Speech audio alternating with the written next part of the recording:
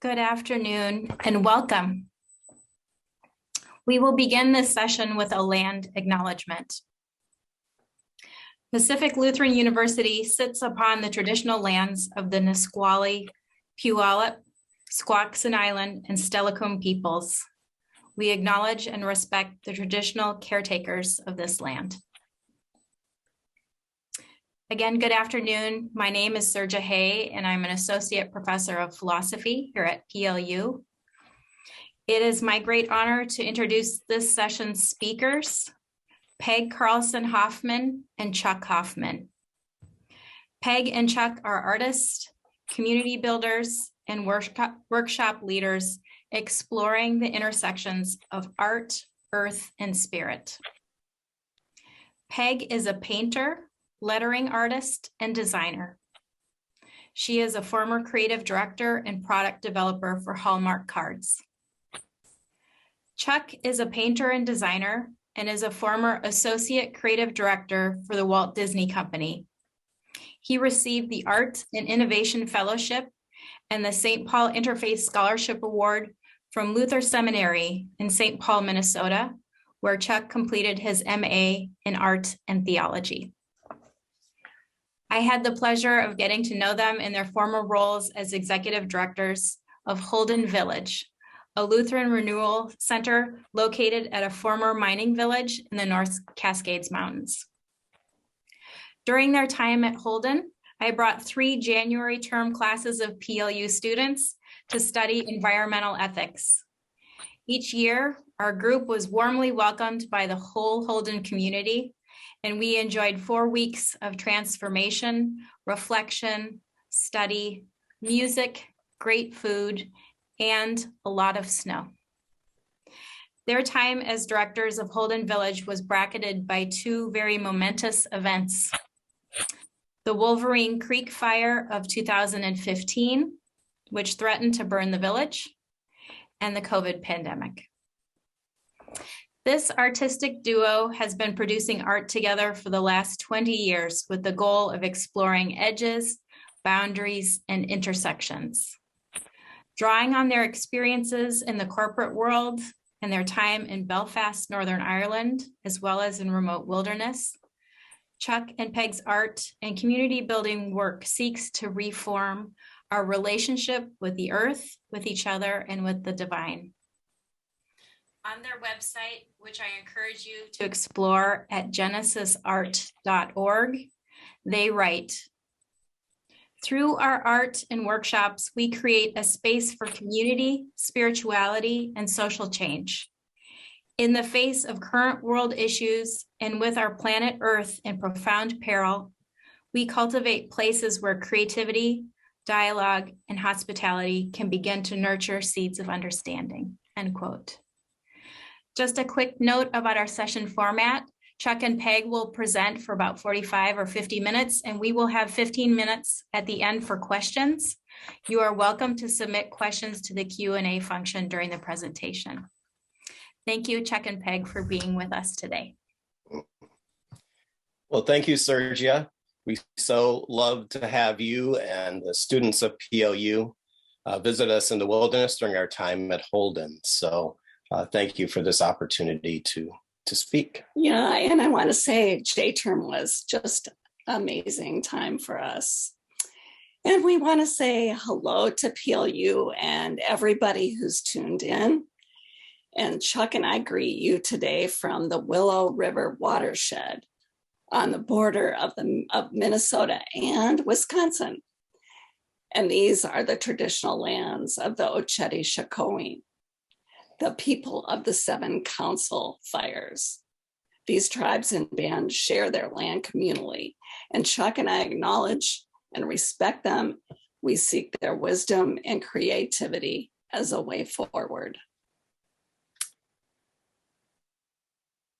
In the face of what's happening in the world, to the suffering of people in the Ukraine and the polarization that seems to be just about everywhere, we feel it's more important than ever to find ways to build bridges of understanding, community, and trust. So with that, we're going to begin with a quote. But first, I will share my screen with you.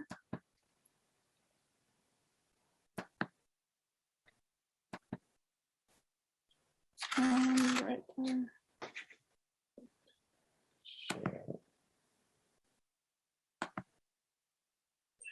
Okay. All right. So this is a quote from Frederick Buechner. If we are to love our neighbors before doing anything else, we must see our neighbors with our imagination as well as our eyes. That is to say, like artists, we must see not just their faces, but the life behind and within their faces. Here it is love that is the frame we see them. So actually, in hindsight, it's hard to believe that we went happily to live next to a giant mine cleanup. Deep in the Cascade Mountains, Holden Village is and was adjacent to a giant Superfund mine remediation site.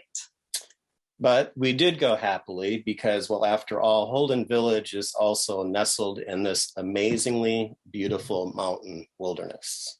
And during our time as Holden Village executive directors, our experience involved Rio Tinto.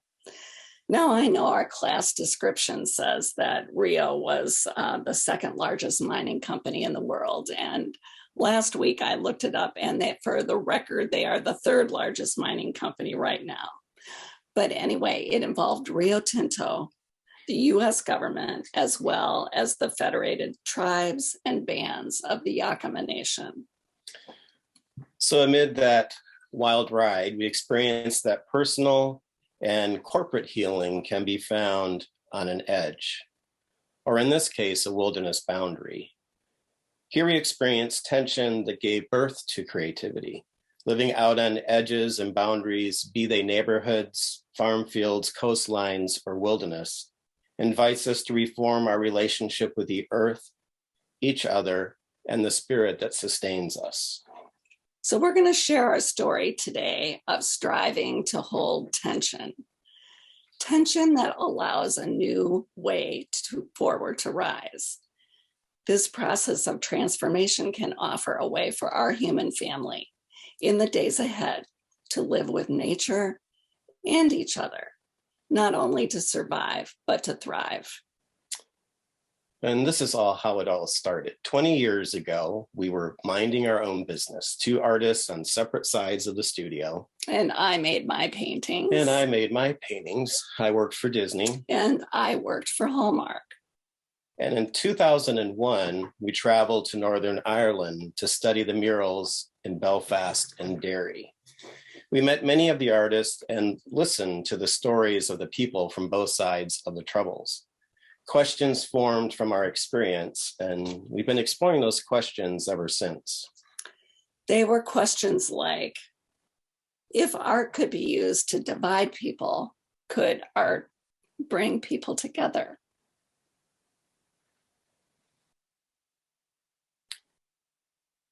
And how might wonder and imagination help us find our way back to our humanity?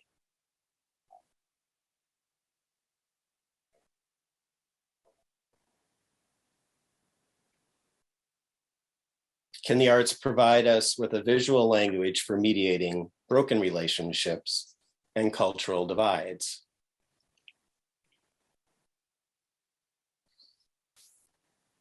And John, I think you're out there. And is destructive behavior the creative self turned upside down?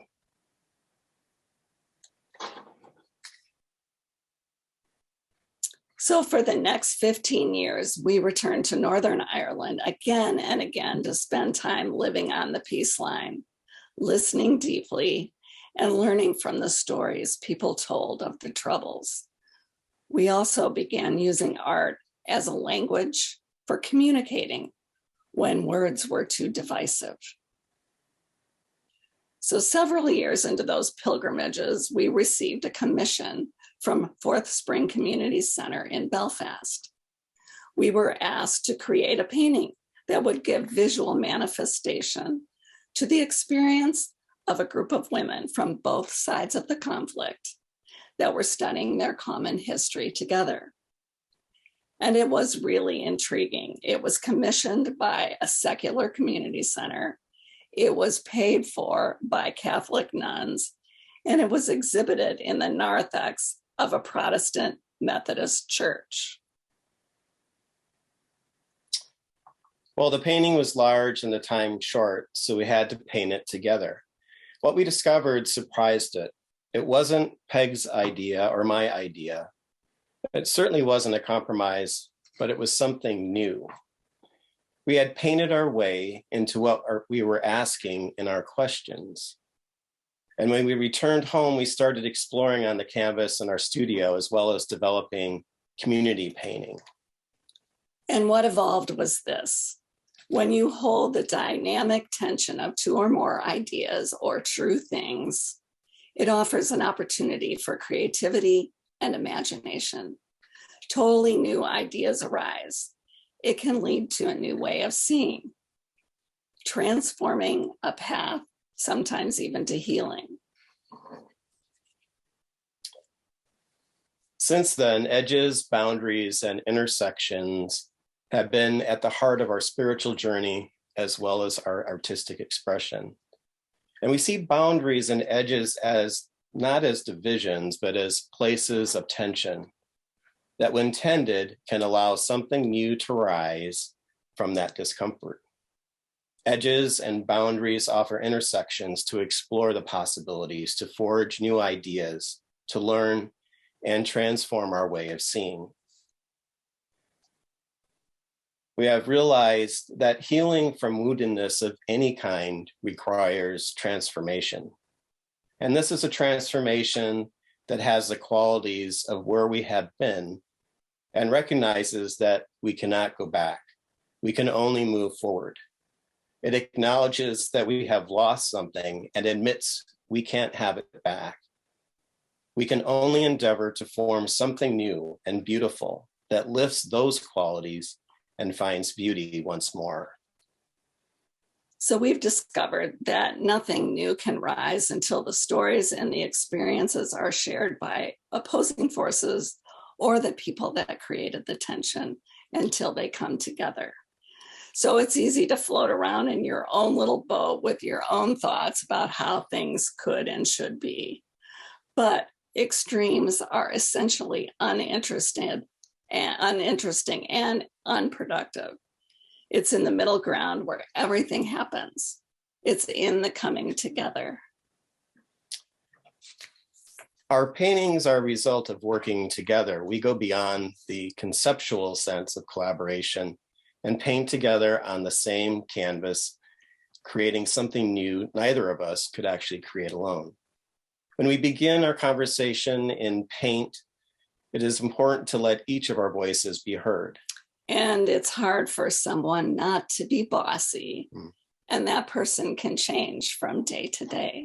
Yes, and as you can imagine, working like this creates tension. Tension happens when people try to hold two or more ideas. Or in our case, two artists try to paint on the same canvas at the same time.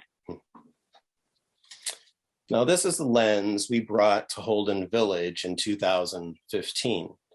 Some of you know that Holden is a small not-for-profit education renewal center in the deep forests of the North Cascade Mountains. Some of you probably have been to this magical and beautiful place. So our story today revolves around the intersection and tensions on this wilderness boundary.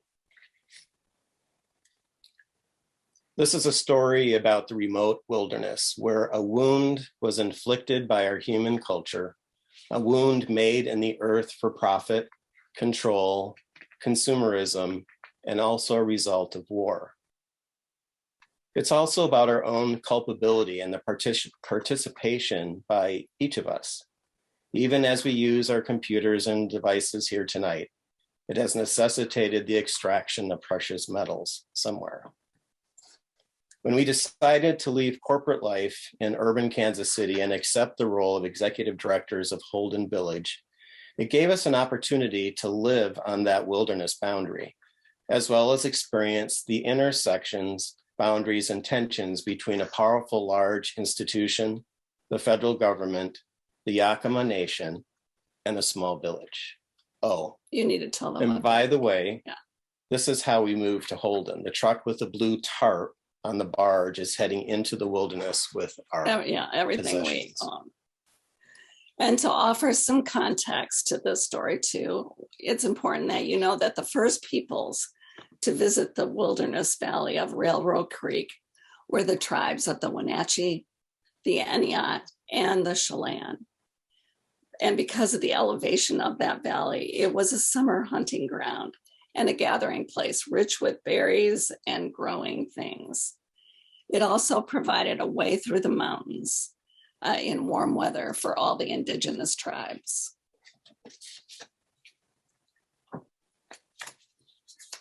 So in 1896, a prospector by the name of James Henry Holden discovered a substantial body of ore in what is now known as Copper Mountain.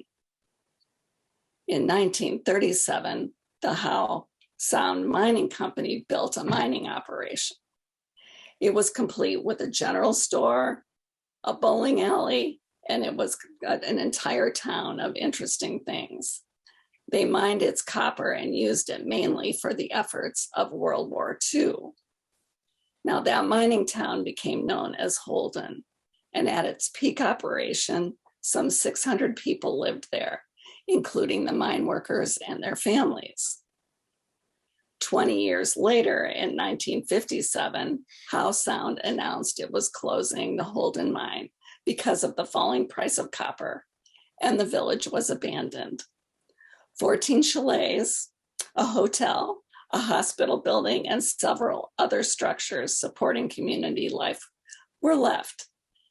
The village remains on Forest Service land even today, and those buildings were purchased for $1 by a group of Lutherans in 1961 to establish what is currently known as Holden Village, a place where people have made pilgrimages to be in nature for spiritual renewal, for education, and to build community. The world's third largest mining company, Rio Tinto, through a series of acquisitions in 2007, acquired this abandoned mine adjacent to the village. It acquired Copper Mountain with its heart hollowed out, 60 miles of tunnels discharging toxic water and unfathomable piles of waste rock, as well as nearly 9 tons of mine tailings poisoning Railroad Creek. The federal government, including the EPA, with the U.S. Forest Service as its lead agency, enforced what is called the Comprehensive Environmental Response Compensation and Liability Act, a lot of words, but otherwise known as CERCLA. Or really what it is a giant super fund. It's like legal, and it was legally to compel Rio Tinto to clean up the abandoned tailings, the toxic wastewater, the spills, and other pollutants. This massive cleanup resulted in suspending the established rhythms of the village to guests and all of its educational programs. But there was a small group of villagers that remained to live and to work there. All the stakeholders had very different objectives, and this built tension not only for differing outcomes, but also created internal tensions within people to make this work. People are people. Rio Tinto used its industrial power and engineering to move nature around to achieve an end. The creek was rerouted, tens of thousands of trees were cut down, quarries were created, and water treatment plant was built on Forest Service land in service to the purification of the toxic water created from the mining of the past. Rio also wanted a good outcome to convince agencies that there is such a thing as responsible mining and to market future mining elsewhere in the US and around the world. Now, the Forest Service goal was and is to manage the nation's forests and grasslands for the public's interest of sustaining health, diversity, and productivity to meet the needs of present and future generations. It was also enacting public policies and EPA mandates during this time. And the Yakama Nation is very concerned and continues to be concerned for the health of Railroad Creek because it feeds into Lake Chelan, that in turn feeds into the Columbia River. And for them, it is all about the water. They engage in ceremonial, subsistence, and commercial fishing for salmon, steelhead, and sturgeon in the Columbia River and its tributaries.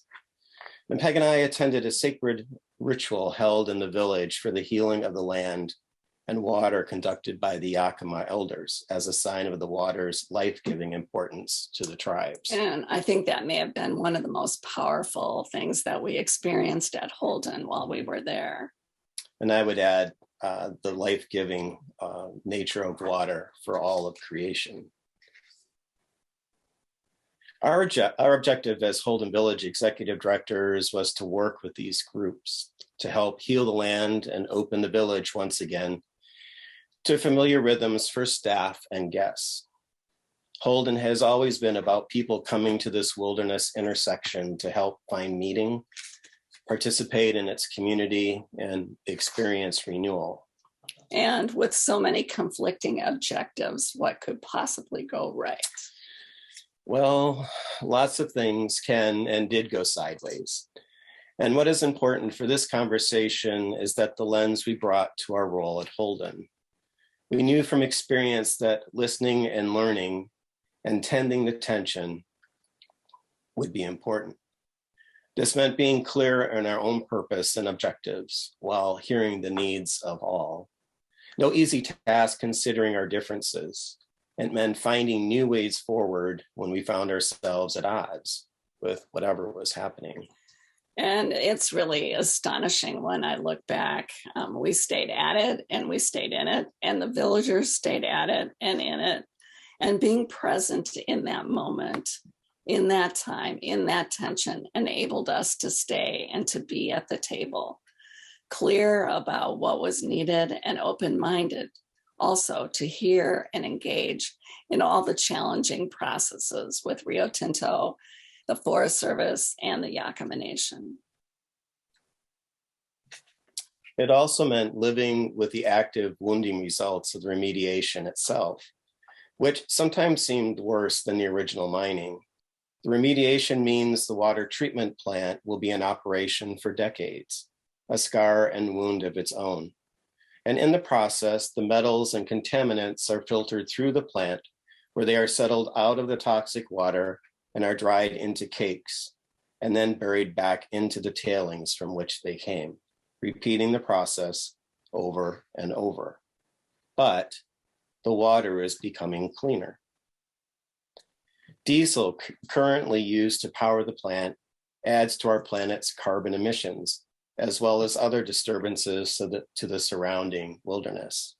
But the opportunity for healthier water and surrounding habitat now exists.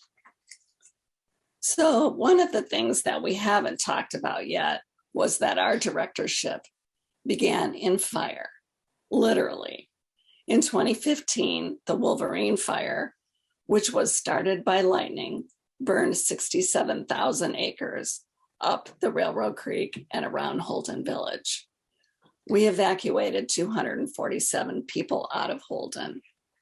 A small group of us that were left behind to tend the village were in turn airlifted by helicopter when the wildfire made a 3-mile run up the valley the next day. Chuck and 4 other Holden staff flew back into the village to assist the hotshot teams and tend the water, the power, and the communications. And what you're looking at right now on your screen are some of Chuck's photos from being in the village while the fire came around. But the story of that fire is an entire conversation of its own. But it's important here because it adds another dimension to this wounded landscape that we've been talking about. Many of you who live in the West have experienced the devastating results of wildfire and the climate crisis. And living with that scarred landscape taught us about a lot of long-term effects of wounds, both physical and emotional. Day after day, it made visible and tangible the work of transformation and healing. And we forged a relationship despite our differences and our disagreements. That remediation also required things like daily explosives, tree cutting, and massive digging out in the remote wilderness. It's an experience that when you're living next to it, just can turn you inside out. And if you look at the screen right now, you'll see how small the village is right there at the center of your screen in comparison with the large remediation going on next to it. Now, to thrive next to this constant upheaval and daily change, we had to learn how to hold the valley and each other anew. And how we did this took many forms. Hiking through the scarred landscape helped us see and notice its new and evolving beauty. The earth was beginning to heal itself. And wow, I think the most amazing thing is we watched fireweed bloom in response to the fire, another sign of healing. And we realized that the earth is truly alive and that we are made of its elements. We are one in the same. What we do to the earth, we do to ourselves. And seeing the earth as a living entity affirmed our desire to live lightly on this planet. We also planted trees. With hands in the dirt, we remembered that these ancient sentinels of time are a community in themselves. It required an ability to speak up for the land itself, to feel how she is connected to us and us to her. Watching this resilient earth gave us a sense of possibility and a promise of hope. We became intimate with the landscape of planet Earth. We sensed her stability, her resilience, and equanimity in the face of human-created tragedies. And we did this too by spending time and making art. Our time in the wilderness showed us that the earth is a consistent source of creativity, that it has the capacity to birth, to nourish, and to heal us. As visual artists, we yield to her beauty and the enchanting landscapes. And when we look deeply, we discover a multitude of infinite wonders. In a world filled with tension from climate change, the war on Ukraine, injustice, and countless other things, I think it's important to remember that staying in the tension and the conversation is imperative to turn destructive behavior back to life-giving ways of living. We can only move forward if we creatively endeavor to form something new together. Wonder invites us to see the earth and the more than human world anew. In this reformed relationship, we have fallen in love with our earth. And real change will happen only when we see the world through eyes of love. Only love can show us how to live in harmony with our earth and each other to save us from the effects of violence and destructive patterns that we're creating in our world. What we do to the earth, we do to ourselves and the more than human world that depends on her. There will continue to be dire consequences and suffering for our human community, especially the poor, if we do not undergo a radical reimagining of our consumptive patterns and its impact on the earth and each other. Spending more time on that edge will help us understand the complexity of the problems in order to imagine something new together.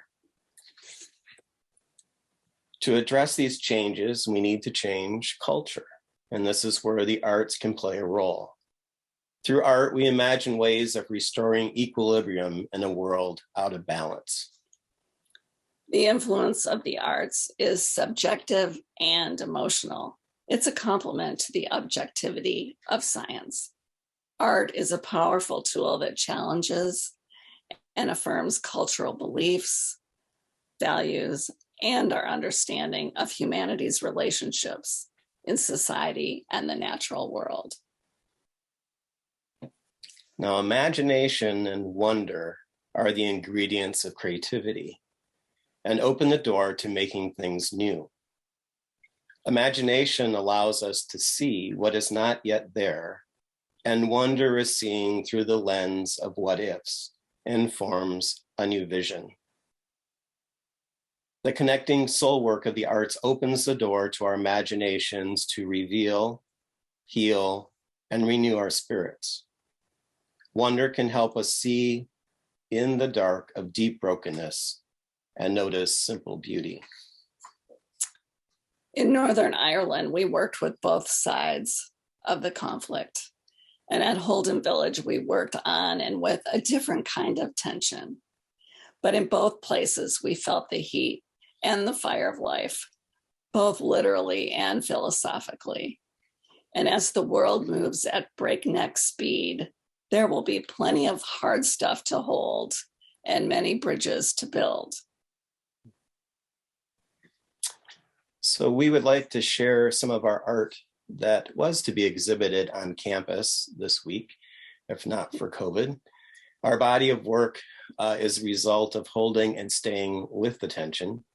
In these photos, you're looking at burned trees we salvaged from the forest. We milled them and then used them as a painting medium. We call them soul totems. So we're going to share a brief video with images that influence the paintings we created together.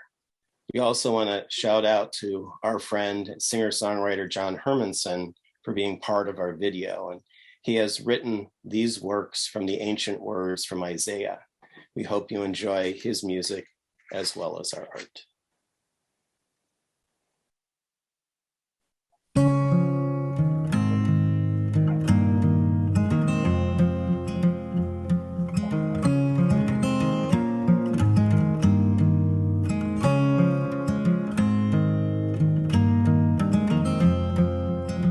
Thus says the Lord, who makes a way in the sea, a path through the mighty waters, who brings forth the chariot and horse, the army and the warrior. I will make a way in the wilderness, away in the wilderness. I will make a way in the wilderness, away in the wilderness.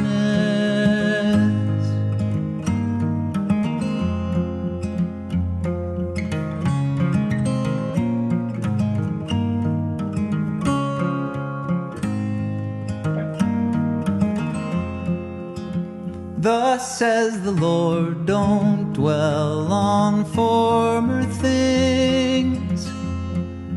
Don't live in the past, for behold, I'm doing a new thing.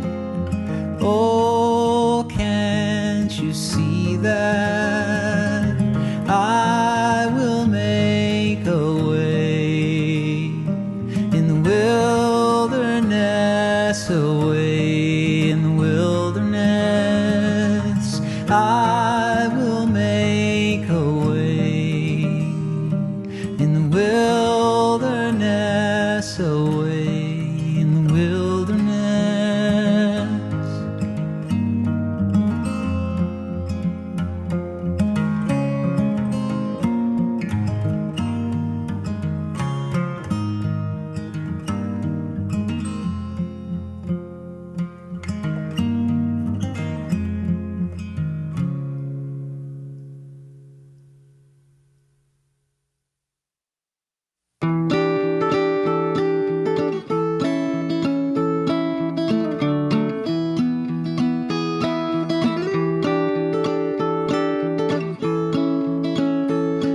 beloved had a vineyard planted with good vines, built a watchtower above it, and waited for the wine.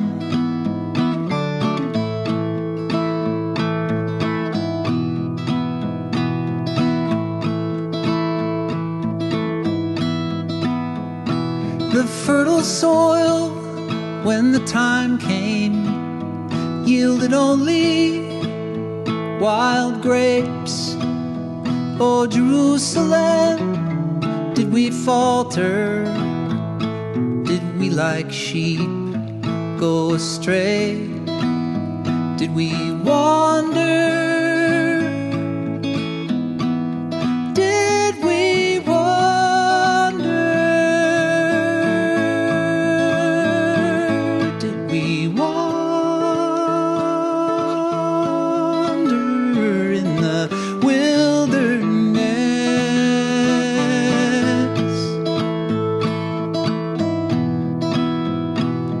We who once were strangers, did we welcome strangers in? Did we build a wall around us to keep us safe from them? Did we wander? Did we wander?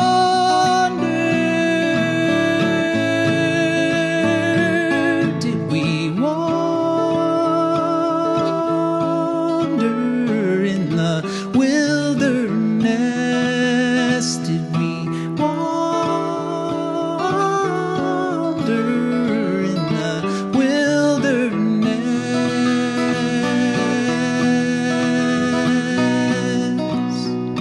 Did we love the least of us?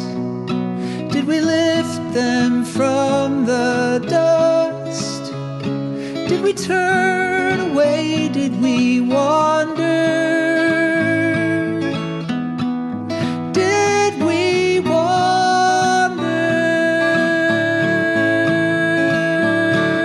Did we wander in the wilderness? Did we wander in the wilderness?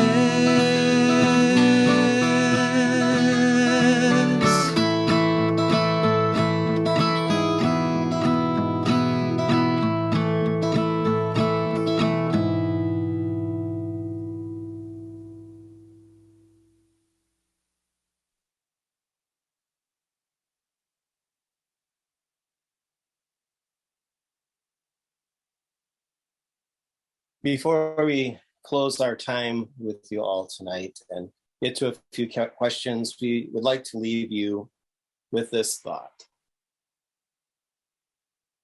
If we are to thrive as people or as institutions in this time of exponential change, it will only come from holding the paradox, holding both sides of the issues, holding two or more true things at once. And this will require love, the deepest note in the universe. There will be tension, contradiction, and loss, but there will also be possibility, promise, and hope.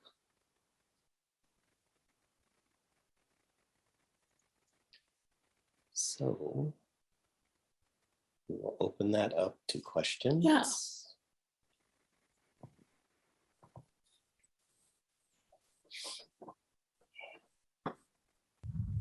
Thank you so much, Chuck and Peg.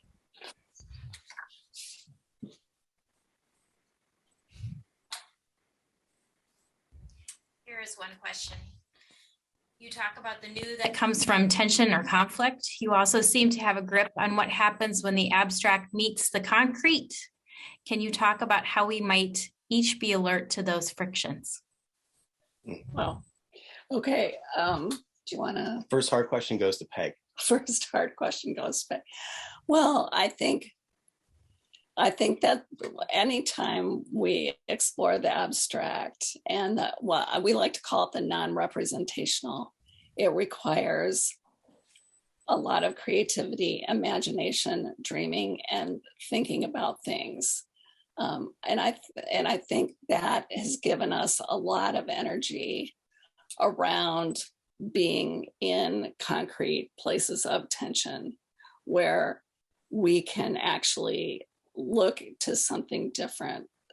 I remember when we were in Palestine and you asked Mitri why he built an art school of all the things that were needed in the Middle East and in Palestine. Why build an art school? Yeah. And what did he say to that?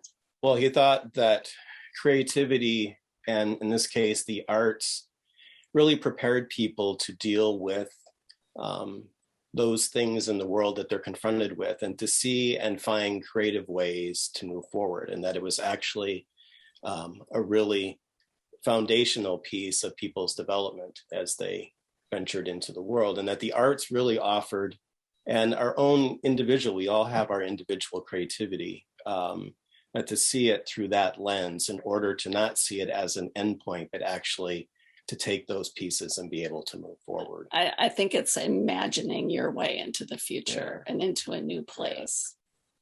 And I would like to add wonder too. I think wonder is a word that's not used in this world of concreteness. That can we imagine something bigger?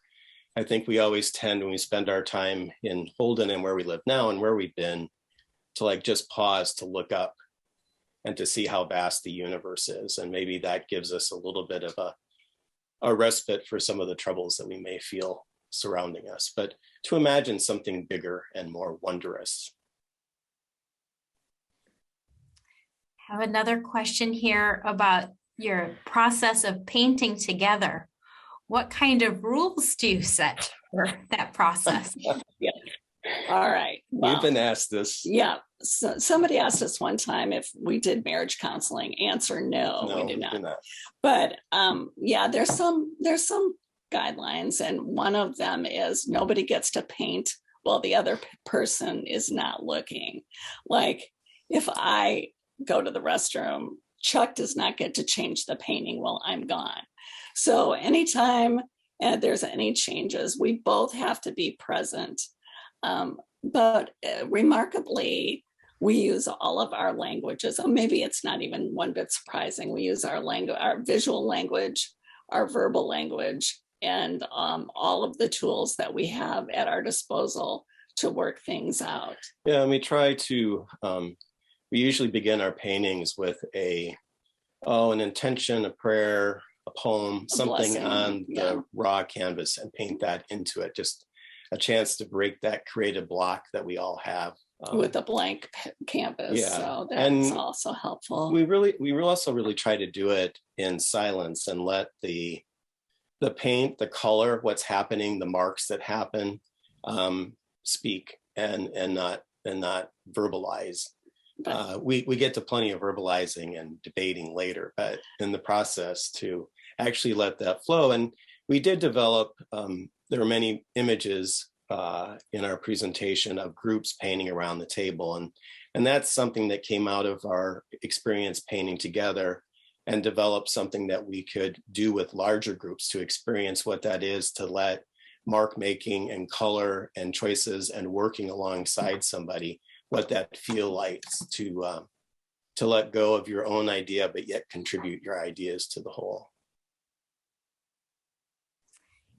Here's another question by somebody who must be familiar with Holden Village. And they ask, how did the deep snows of wintertime at Holden influence your art during that season? Oh my gosh, I miss the deep snows. I think winter is and Sergio, you know this, was being there with your students. There isn't quite anything like 250 or 300 inches of snow to change your perspective. And I guess I like to think of it this way: walking for an entire season on Fallen Sky, which is, and never touching the ground, changes a lot of things about your sensitivities. And I think the quiet of the wilderness really made us have to pay attention so tightly to the, it's winter for a long time at Holden, right? So even this, notice the different kinds of flakes, the different kinds of everything that you notice is different. Yeah, and I think that color palette is actually incredible, even though it's predominantly white of snow, that it draws you into paying more attention. And I think the silence is probably the thing that sticks with me the most, that influence, that just that silence that snow brings. And when you get to the point that you can actually hear the sound of snow falling on your jacket is pretty amazingly incredible. And then there's the purple or the blue sky, but that's too hard to explain. Blue fog changed my life completely. There is such a thing. You have to go to Holden to experience blue fog in January. Here's another question. When you were called to serve as executive directors of the village, did you know that you would take on this important work of the remediation? Or was it something that you discovered and were called to do when you arrived? Yeah, actually. Yes and yes. Yes, well, yes, sort of. I think our time and our call as directors there were to be post remediation, that was supposed to be It was supposed completed, to be finished. but it was not. And we feel that we could draw into our experiences and some of the things that we had experienced in corporate world and in our creative life. So we certainly had some tools to manage that and deal with that. But it was the intention of that being completed, but then we had a fire and other things that came along. And we just, I think, was a good example of, I guess we learned to really not hold too tightly to things, that the world changes all the time, and the experiences there and dealing with that. There was a certain amount of trying to see each day and then to navigate that. Yeah, it's good. Someone asked, is the bracket of your time at Holden, the fire and the pandemic, do you think that's serendipitous, or do you see something else at work there? Oh. It's kind of extraordinary that those two life-changing events for us brought us in and sent us out. And I think I actually think we're still processing that. It's taking a lot of time. It's taking more time to actually think about all of the changes that happened at Holden, not only to the land, but to the village, and how we look at things. And I think in the end, both will play a big part in our next steps. Yeah, that's a really good question. And I think our art, now that we're settled here in Wisconsin, is starting to, I think, inform us of that time. And it certainly was a wild ride. No one could ever anticipate or expect to have that. Who would take that job, really?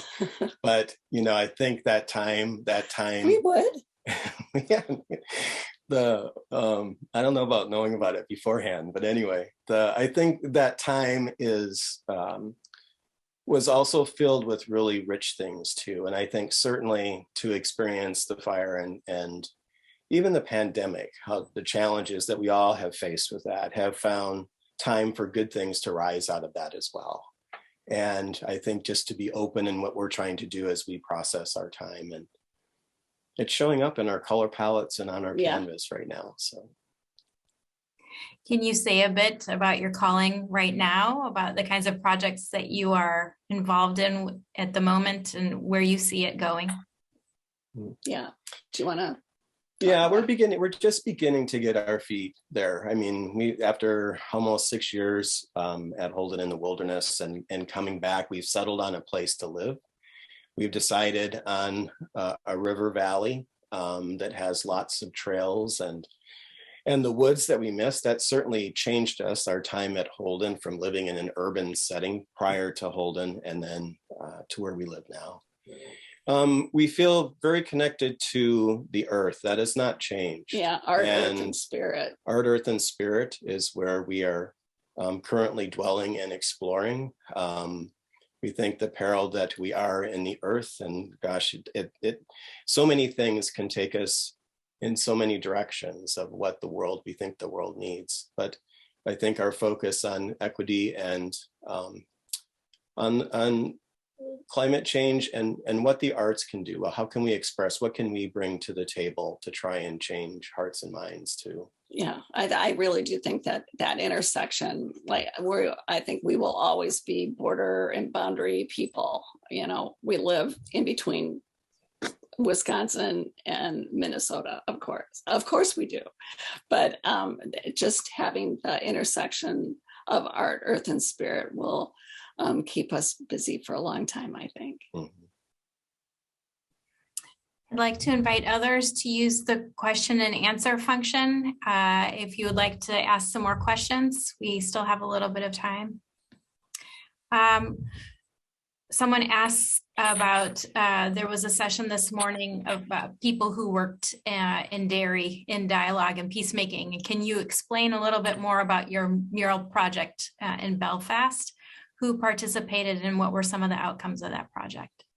Yeah, well, we've done several projects dating back to the early 2000s where we worked in the community.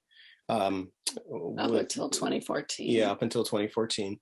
I did teach at the University of Kansas for a few years, and one of the projects that we did was to work with communities in Belfast. And the students worked with that community long distance to develop murals. And the whole point of the mural was to create something that the community could help paint. So we did that several times in Belfast. And it was interesting in how that drew out the community to participate in the actual painting, so that it was theirs. It wasn't just us. We were just trying to creative director move an idea forward with them. And I think the thing that I remember most about one of the murals is that we had completed it over the course of 3 weeks. We had lots of community involvement. We got to know the community, had dinner, and spent really good time with them.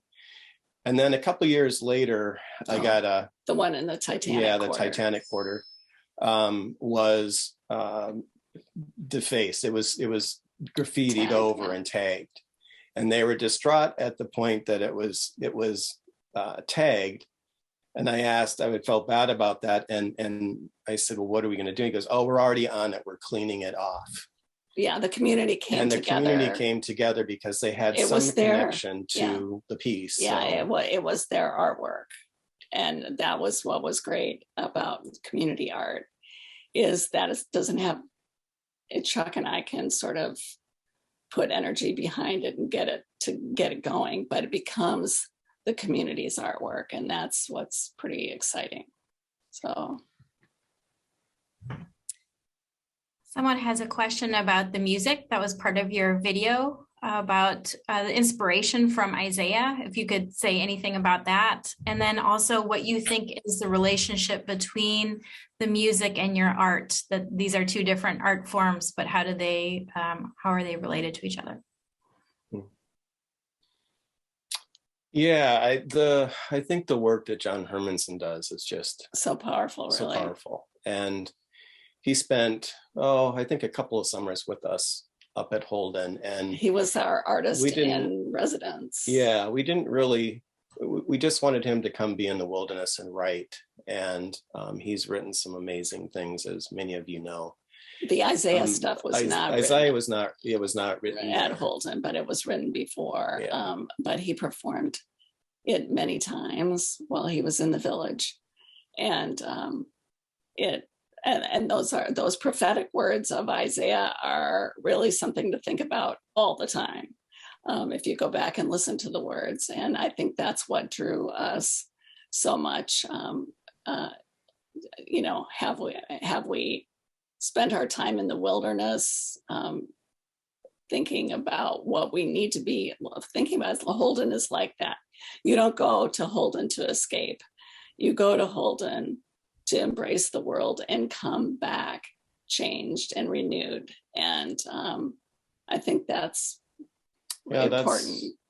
So I don't necessarily think like the two art forms coming together. I think in many ways, in hearing John's work and being around John, that he captured something about a deeper note for me, that perhaps it was the thinking, some of the feelings that were going into the painting of this place, this wilderness boundary, and that wandering, and then, you know, really asking the questions that he challenged us with in that tune that I think we have carried with us even beyond Holden. Yeah. Here's a question I'm going to read word for word because it's written so well. Your remarkable art in your creative process involved leaving your hearts exposed, open, and attentive in an ongoing way. Can you say something about what soul care looks like for you so that you are able to create from that exposure edge rather than being constantly raw? And then in parentheses, thank you, exclamation point. Wow. Okay. That, oh man, is that touch on a tender place for sure. Yeah. Because when you're the leader of anything, whether it's a village or an institution or a classroom,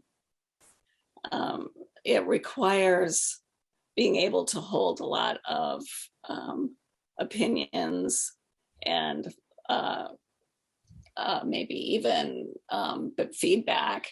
And you have to be able to do that in a generous way. And to be able to paint does mean to be able to, you have to strip everything out of the way. So sometimes that was really a hard thing to lead and be that vulnerable all the time, because as leaders, it's sometimes, I know it's really good for leaders to be vulnerable, but at times it's really a hard thing. Yeah. And I think for artists, in my experience, for any art form, that to be authentic, you really have to be vulnerable and raw. That can also be a scary place, because every time you put your work out there, it then, you know, the public forum then connects with that. I think our work, what we tend to do, because we're non-representational, we hope to enter into a dialogue even with our work, so that you can finish what you might see in that piece. What do you feel? And what experience do you bring to that? I think by being that raw, sometimes you also have to retreat, and you have to have time to sort of refocus and reground. We did that even in COVID and after Holden, is that we traveled to the West. We visited friends in remote places, and we went to and camped in the national parks and really tried to reground ourselves and to hear ourselves once again. So I think it's an ebb and flow. I do also want to mention, we do a lot of community paintings with people where there's 20 or more people around the table. And when you paint together like that and you become vulnerable with your own work and moving around the table, it's really helpful to understand those feelings actually through the painting. So afterwards, when we talk about how it felt to paint, and you could talk about the painting, as opposed to actually your own feelings about other things. So it's a great way to learn that way, I think.